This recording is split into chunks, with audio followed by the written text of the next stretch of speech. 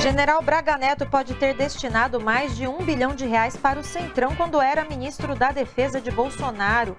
Veja também, eleição para os conselhos tutelares deve ter presença forte de candidatos conservadores ligados a igrejas neopentecostais. Notícias do Brasil e do mundo. Análise dos fatos com uma visão popular é aqui no Central do Brasil.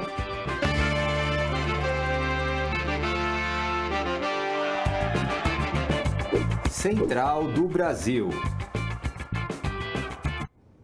Olá, é segunda-feira e o Central do Brasil já está no ar. Eu sou Luana e com muito prazer sigo aqui na tua companhia. O general Braga Neto pode ter usado R$ 1 bilhão do Ministério da Defesa para distribuir verbas a aliados do Centrão. Isso teria acontecido entre 2021 e 2022. Na época, Braga Neto era ministro da Defesa e braço direito do ex-presidente Jair Bolsonaro. Segundo informações do UOL, o general teria articulado uma manobra que driblou decisões do STF. Essas decisões barravam o chamado orçamento secreto, aquele montante de dinheiro usado pelo governo Bolsonaro para distribuir recursos para a base aliada. O STF fez duas proibições a esse orçamento, uma em novembro de 2021 e a outra em dezembro de 2022. Mesmo assim, durante esse período, recursos do Ministério da Defesa foram enviados para obras de interesse do Centrão por meio do Calha Norte, um programa de repasses para obras de infraestrutura no Norte, Nordeste e Centro-Oeste. O primeiro repasse foi em dezembro de 2021 e teve o valor de 350 milhões de reais autorizados pelo então ministro da Economia, Paulo Guedes. Depois, em dezembro de 2022, o Ministério da Economia liberou mais 703 milhões de reais para o Calha Norte. Davi Alcolumbre, do União Brasil, foi o parlamentar mais beneficiado com os recursos. No nome dele, foram registrados 264 milhões de reais, ou seja, 26% do total. Alcolumbre foi um dos maiores articuladores do orçamento secreto no Congresso. Amanhã, terça-feira, deve ser votado o relatório final da CPI das Americanas. A comissão foi instalada para investigar inconsistências financeiras nas lojas americanas e corre o risco de encerrar sem apontar os responsáveis pelas fraudes e lançamentos indevidos que somam mais de 40 bilhões de reais. O relatório já foi apresentado pelo relator, deputado Carlos Chiodini.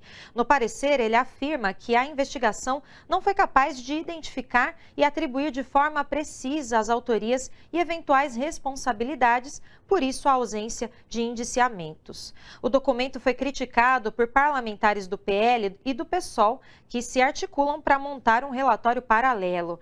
Outras duas CPIs também entram em fase final nas próximas 2 semanas, a CPI do MST e a da manipulação do futebol.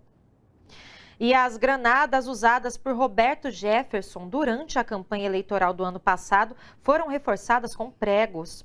Essa é a conclusão da perícia feita pela Polícia Federal. As informações são da TV Globo, que teve acesso aos laudos. Os peritos detectaram que as 3 granadas lançadas por Jefferson tinham pedaços de pregos cortados. A ação foi reconstruída pela perícia para avaliar os danos que as granadas poderiam causar. Durante a simulação, o fragmento de um dos pregos superou a velocidade de 280 km por hora. Além das granadas reforçadas com pregos, o ex-deputado usou fuzis que causaram 42 perfurações em uma viatura. 4 policiais federais foram atingidos.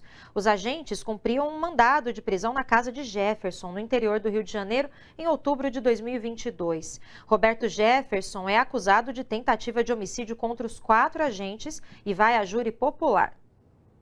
No primeiro dia de outubro, acontece a votação para escolher novos membros dos conselhos tutelares. A última eleição, em 2019, foi marcada pela disputa entre candidatos progressistas e conservadores ligados a igrejas neopentecostais. Para explicar melhor o que está em jogo aí nessa votação e por que é tão importante participar, eu converso agora com Camila Bahia Braga, mobilizadora da campanha A Eleição do Ano. Oi, Camila, obrigada por estar aqui com a gente hoje no Central do Brasil. Boa tarde, Luana. Obrigada pelo convite. Vamos falar desse assunto. Em 2019, deu certo esse movimento organizado das igrejas neopentecostais para colocar representantes nos conselhos. Só que em São Paulo, por exemplo, mais da metade dos conselheiros eleitos são ligados a essas igrejas, né, Camila? Então, queria saber por que tanto interesse dessas denominações religiosas nos conselhos tutelares. Em primeiro lugar, o Brasil ele tem uma dificuldade de unificação desses dados sobre conselhos tutelares. Então, tem diversos dados que a gente ainda não tem no âmbito nacional. Mas a gente tem esses dados de Rio de Janeiro e de São Paulo, de que nesse momento, em 2019, as igrejas neopentecostais ocuparam mais da metade dos conselhos tutelares. O Conselho Tutelar é um órgão que está muito próximo das famílias, muito próximo das comunidades. Então, para essas organizações agirem, né, com a influência delas, é um lugar muito propício para isso. Então, a gente tem casos, por exemplo, de crianças LGBT, que elas podem ser encaminhadas para sessões de cura numa igreja, ou vários casos de intolerância religiosa com pessoas de religiões de matriz africana. Então, é dessa forma que as forças conservadoras e fundamentalistas vão agir os interesses delas no âmbito da família e no âmbito da saúde. Camila, você acabou de falar que houve retrocessos, então, né, nesses 4 anos. Você acabou de falar um pouco da atuação, um pouquinho do que eles estão fazendo. Se puder trazer um pouco mais de exemplos, né, de como tem sido a atuação desses conselheiros e se houve retrocessos nos últimos 4 anos comparado com como esse trabalho era feito antes. É isso que eu disse, assim, a gente ainda tem essa dificuldade. O Ministério dos Direitos Humanos e da Cidadania, no governo atual, ele está muito focado nos conselhos tutelares, na gente melhorar os dados que estão disponíveis, né? Então, a gente não consegue dizer, assim, a proporção, a porcentagem dos conselhos tutelares hoje ocupados por forças fundamentalistas. Mas, para dar um exemplo, a gente tem um exemplo no interior de São Paulo, que foi praticante de religião de matriz africana, que a avó dela, sendo evangélica, ela raspou a cabeça e aí a avó acionou o conselho tutelar e tirou essa menina da mãe, da própria mãe. Então, assim, e também teve um caso muito, muito icônico, né, que foi a criança que foi estuprada e a então ministra Damares tentou impedir ao muito por ter sido vítima de violência sexual. Então, esses são casos em que, se você não tem um conselho tutelar realmente comprometido com o Estatuto da Criança e do Adolescente, você acaba deixando essa criança, esse jovem, exposto a mais uma violência. Pois é, Camila, e esse ano, você pode dizer que vai continuar essa disputa entre religiosos, conservadores e candidaturas progressistas? Acho que sim, porque é isso, a gente derrotou o bolsonarismo nas eleições presidenciais, mas ele está vivo, né? E as pessoas continuam disputando espaços de poder. O Conselho Tutelar era um espaço que a gente pode dizer que vinha sendo negligenciado pela esquerda. Então, essa plataforma que a gente criou também, a eleição do ano, é para fazer essa provocação para o campo progressista, para as pessoas não só comparecerem para votar no dia 1º de outubro, porque o comparecimento é muito baixo, mas também para procurar saber quais são as candidaturas comprometidas com o ECA, com os direitos humanos, com o Estado laico, para a gente realmente ocupar os conselhos tutelares e não deixar a nossa infância e juventude desprotegidas. Então, o nosso isso nesse ano e tudo dando certo também daqui a 4 anos ampliar a participação, a ocupação democrática, né, dos espaços dos conselhos tutelares. Pois é, apesar de ser uma eleição super importante, não tem propaganda eleitoral na TV e nem no rádio. Então, queria que você especificasse, você falou que através das plataformas, né, da eleição do ano é possível ter acesso a essas informações. Então, queria que você convidasse e explicasse mais como que o eleitor pode ter acesso e conhecer os candidatos, pesquisar as propostas, já que essa informação não está tão fácil aí nas televisões e rádios pelo país. Uma notícia boa é que a Secretaria de Comunicação do Governo ainda vai fazer uma campanha sobre os conselhos tutelares. Até o dia 1º de outubro a gente vai ter essa inserção em rádios e em outros meios de comunicação. Plataforma aeleiçãodoano.org. Você entra lá, você coloca os seus dados, a cidade de onde você é, em qual conselho tutelar você vota, e aí a plataforma te apresenta uma candidatura comprometida de fato com o ECA, de fato com a infância e a juventude. E se alguém que estiver nos ouvindo e nos vendo tivesse candidatado ao Conselho Tutelar, também dá tempo de entrar na plataforma. E lá tem 12 princípios que a gente construiu coletivamente com uma coalizão de diversas entidades, diversas organizações da sociedade civil que trabalham com a infância e a juventude. Então, a candidata entra lá, ela concorda com esses princípios e aí ela começa a fazer parte da plataforma, ganha um link para ela divulgar a própria campanha e conquistar votos no dia 1º de outubro. Isso aí, Camila, te agradeço pelas informações. Convido o público, então, a pesquisar todas essas informações, né, no site, para que a gente realmente possa virar esse jogo. O que a gente quer é o bem, né, das crianças. Então, obrigada, Camila, pela sua participação e até uma próxima oportunidade. Obrigada a vocês. aeleiçãodoano.org, acessem. Isso aí. Nós conversamos com Camila Bahia Braga, mobilizadora da campanha A Eleição do Ano. A Câmara dos Deputados concluiu na semana passada a votação dos projetos da Lei da Mini-Reforma Eleitoral. Ela ainda precisa passar pelo Senado e pela sanção presidencial para valer nas eleições do ano que vem. Tem mudanças em cotas, financiamento de campanhas e punições a contraventores. Confira os principais pontos de alteração na reportagem de Alex Mirkan. Daqui a pouco mais de um ano, cerca de 500 mil candidatos devem tentar se eleger prefeitos ou vereadores em suas cidades sob novas regras. No dia 14, a Câmara dos Deputados aprovou a mini-reforma eleitoral. Ela ainda precisa passar pelo Senado e ser sancionada até o dia 5 de outubro para valer nas eleições municipais de 2024. Os dois projetos aprovados trouxeram diversas mudanças na reta final de votação, que flexibilizaram a lei da ficha limpa e a lei da improbidade, dificultando a punição a contravenções e reduzindo o tempo de inelegibilidade de candidatos. Isso é polêmico. Então, se você vai me ouvir e eu sou advogado, eu te digo que eu vejo com bons olhos a alteração da lei da ficha limpa, porque tinha alguma coisa muito, no meu ponto de vista, desproporcional e desarrazoado em termos de prazo de inelegibilidade. Algumas situações chegavam a 15, 20 anos e o projeto está reduzindo tudo isso para mais ou menos 8 anos. Então, ficaria uma coisa uniformizada. Se você for ouvir o promotor de justiça, ele vai reclamar, ele vai dizer que é absurdo, tinha que ser 20 anos mesmo. Uma das principais mudanças diz respeito às sobras eleitorais no Legislativo, que podem beneficiar os maiores partidos. O texto prevê que apenas as siglas que alcançarem 100% do quociente podem disputar as cadeiras que sobrarem. A nova regra penalizaria candidatos mais votados, mas cujos partidos foram menos selecionados pelos eleitores. Do quociente só beneficia as máquinas. E para que essa pluralidade, essas liberdades democráticas, esses parlamentares, que muitas vezes eu divirjo, mas que representam os votos de algum segmento, pudessem estar aqui, as sobras foram fundamentais. Foi aprovado outro tópico proposto pelo PL, principal partido de oposição, que proíbe as candidaturas coletivas. A regulamentação desse modelo, que atualmente é reconhecido pela Justiça Eleitoral, foi rejeitada pelos deputados. A vedação é criticada pela esquerda, que emplacou diversas chapas nesse formato em eleições anteriores.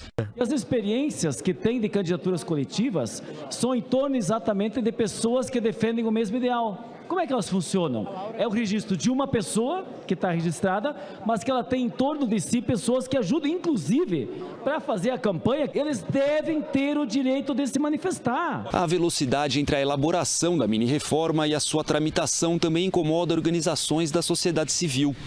A iniciativa do presidente da Câmara, Arthur Lira, de criar um grupo de trabalho no fim de agosto, teria dado menos de 2 semanas para que houvesse audiências públicas e discussões profundas sobre os projetos. A gente vê com preocupação a normalização desse tipo de processo. Eles estão mudando as regras do jogo um ano antes da eleição, sem a participação da sociedade, sem um amplo debate. E o resultado que a gente tem visto não poderia ser outro. O texto é lotado com coisas que vão contra a transparência e a integridade do sistema eleitoral, contra a participação de mulheres e de negros. Então a gente está bem preocupado com o teor desse texto e com a forma que foi apresentado. Outra mudança polêmica tem a ver com as candidaturas femininas e negras. A nova regra passa a contabilizar a cota de 30% por federação e não mais por partido, o que tende a reduzir o total de candidatos desses segmentos nos municípios.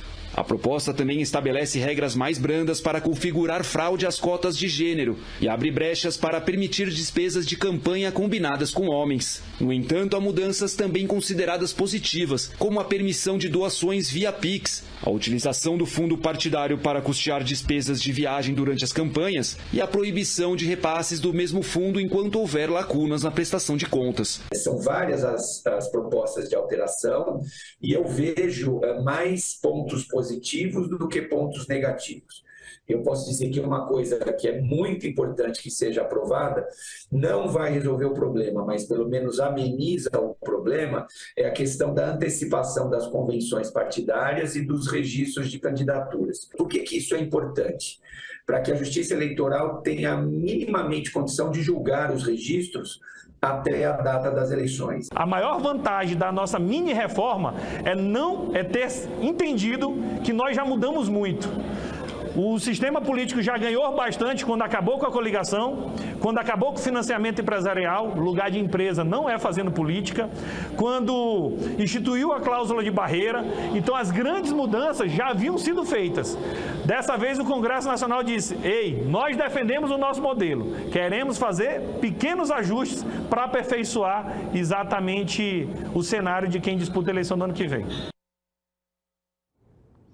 O Brasil assinou acordos de cooperação com Cuba. Estão inclusos vários setores, como as áreas da saúde, ciência e tecnologia e desenvolvimento agrário. Os acordos foram fechados neste fim de semana na viagem de Lula e ministros a Cuba. O governo acredita que as parcerias irão ampliar a troca de tecnologia entre os dois países. E no sábado, Lula teve uma reunião com o presidente cubano, Miguel Díaz-Canel.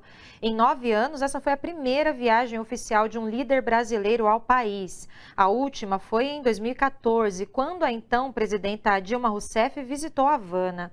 No sábado, depois dos compromissos em Cuba, o presidente Lula desembarcou em Nova York, nos Estados Unidos. Ele vai participar da Assembleia Geral da ONU e de um evento ao lado do presidente Joe Biden. Nesta semana, o inverno chega ao fim com uma onda de calor no Brasil que promete bater recordes de temperatura e tem gente sentindo. Hoje em São Paulo, por exemplo, está super quente. Enfim, isso porque vai acontecer um fenômeno chamado bloqueio atmosférico, que impede a chegada de frentes frias. As regiões mais atingidas serão Sul, Sudeste e Centro-Oeste. Em algumas áreas do Centro-Oeste, a previsão é de temperatura máxima de 43 graus. O interior de São Paulo também deve registrar mais de 40 graus. E no Rio Grande do Sul, as chuvas devem continuar. No próximo bloco, como a guerra na Ucrânia, o G20 e o BRICS influenciam a agenda ambiental da Rússia. Fique com a gente, o Central do Brasil volta em 1 minuto. A Rússia sempre tratou a questão climática como um assunto à parte da política externa. Com o início da guerra na Ucrânia, a situação se agravou, já que o país depende mais do que nunca do petróleo e do gás para resistir às sanções do Ocidente. Quem explica como fica a questão ambiental nesse contexto é o repórter Sergei Monin. A cúpula do G20 foi finalizada no último 10 de setembro com um compromisso de eliminação progressiva dos combustíveis fósseis. No entanto, a questão climática divide o grupo, já que países como Rússia, Arábia Saudita, China e Índia são dependentes da energia fóssil. Do lado russo, o ministro das Relações Exteriores, Sergei Lavrov, acusou o Ocidente de não cumprir com a promessa feita pelos países mais ricos de destinar 100 bilhões de dólares anuais aos países mais pobres para combater os efeitos negativos das mudanças climáticas. В этой связи в декларации также записана необходимость выполнения и давних обещаний о передаче технологий в страны глобального юга, не просто вывозить из них сырье и потом получать добавленную стоимость и соответствующую прибыль. Говорится и о том, что давно Запад подписался под тем, что будет ежегодно выделять по 100 миллиардов долларов на цели подготовки экономик к противодействию негативным последствиям изменения климата, ничего из этого сделано не было. Outro ponto controverso no G20 foi a guerra da Ucrânia. O acordo final foi discreto e se limitou a condenar o conflito sem denunciar a Rússia diretamente. Os assuntos estão diretamente ligados. Com o início do conflito ucraniano, a agenda ambiental passou para o segundo plano na Rússia, já que a economia do país depende do petróleo e do gás para resistir às sanções do Ocidente e financiar a guerra. Por outro lado, a Rússia vem fortalecendo as relações dentro do BRICS e com o Sul global, como forma de resistir ao isolamento imposto pelo Ocidente. Assim, a agenda ambiental surge como uma potencial forma do país angariar apoio na arena internacional. Да, парадокс, безусловно, существует, потому что, с одной стороны, Россия продолжает оставаться одним из ключевых поставщиков природного газа, нефти, угля в мире, ну и целого ряда других металлов, например, да, еще каких-то сырья.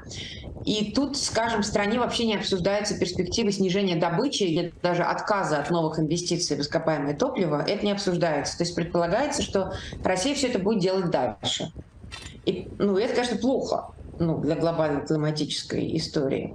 А с другой стороны, Россия в своих заявлениях вот сейчас говорит, мы обеспокоены климатом, мы хотим сотрудничать со странами глобального юга, в том числе со странами БРИКС, и что-то делать в области климата. Но это зачастую, пока, мне кажется, очень общие заявления, заявления, не подкрепленные какой-то конкретикой, заявления скорее, чтобы получить политическую поддержку, например, от стран глобального юга. Nesse contexto, a expansão do BRICS, com a adesão de 6 novos membros, cria novos desafios para combater as mudanças climáticas. Para a jornalista Angelina Davidova, será difícil esperar um compromisso real dos países em desenvolvimento sobre a redução de combustíveis fósseis. Mas a vulnerabilidade destes estados pode impulsionar a adaptação aos problemas ambientais nestes países. Но из отрицательных моментов в БРИКС появились другие страны, производители ископаемого топлива, да, серьезные, например, там, Персидского залива. И это, наверное, климатическую повестку БРИКС не усилит. Но, с другой стороны, появились также несколько стран, которые особенно сильно страдают от изменения климата, то есть наиболее уязвимые страны. И, наверное, вопросы адаптации к климатическим изменениям, климатических финансов, вот все эти вопросы, они будут большую роль играть для стран БРИКС. Будет, наверное, в БРИКС больше упор на адаптацию и на климатическое финансирование международное, но продвинуть темы снижения потребления ископаемого топлива, снижения добычи, отказа от него, возможно, будет сложнее.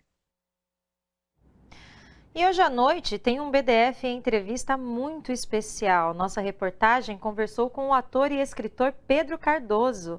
Vamos conferir um trechinho em que ele fala sobre a busca por poder. Eu acho que a humanidade tem uma questão com o exercício do poder. E ela acomete todas as pessoas, principalmente aqueles que têm paixão pelo poder. Já falei, o poder é uma droga. Eu olho para Brasília, eu vejo uma praça de drogados tão intensa quanto aqui o centro da cidade de São Paulo. Eu vejo uma praça de cracudos, de pessoas alucinadas. As pessoas que têm poder saem da realidade, já não vão a banco, já não vão a lugar nenhum, já tem um carro que pega na porta. Qualquer pessoa, você vai ficando descolado da vida banal, da vida dos outros, entende? E eu acho isso um problema gravíssimo, acho aquilo um delírio. E eu acho que o poder é quimicamente viciante. Aquela adrenalina permanente, não há um dia banal em Brasília. Todo dia é dia de negociata, entende? E o povo, na minha opinião, fica completamente afastado. O político se elege, acha que sabe o que o povo quer. Não sabe. O povo é que sabe o que quer quando te elegeu.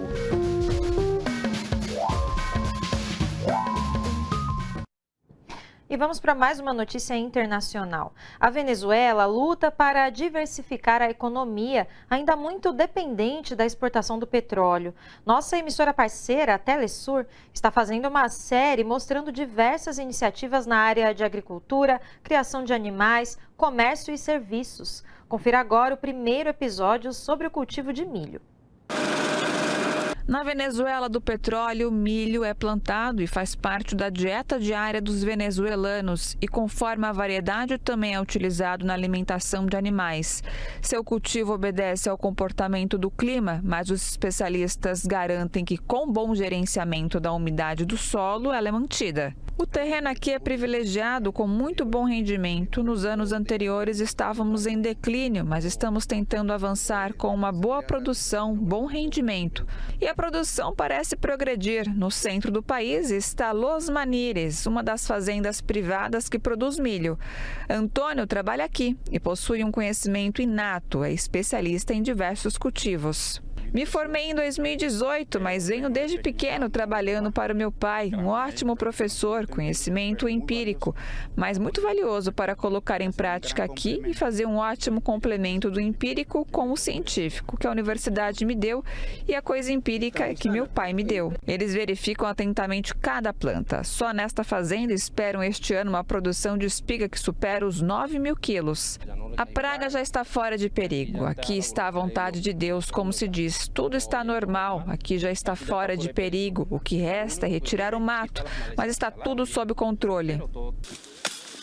O milho é a cultura mais importante do setor agrícola e um aumento de 52% foi alcançado, apesar do bloqueio imposto pelos Estados Unidos, dizem as autoridades. Já temos empreendedores da Argentina, empreendedores da Turquia e do Uruguai que já estão plantando uma aliança com nossos produtores. Não é que vieram aqui e aproveitaram a terra, não. Está com nossos produtores, financiando essa produção que precisávamos financiar. Bom, se não tivermos ingressos, como poderíamos financiar, certo?